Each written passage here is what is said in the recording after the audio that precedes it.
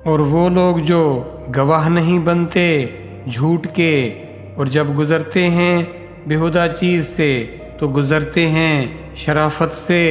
और वो लोग जो जब उन्हें नसीहत की जाती है उनके रब की आयतों से नहीं गिर पड़ते, उन पर बहरों की तरह और अंधों की तरह। और वो लोग जो कहते हैं ऐ हमारे रब, हमें अता कर हमारी बीवियों से और हमारी औलाद से ठंडक आँखों की, और बना दे हमें अहले तकवा का इमाम।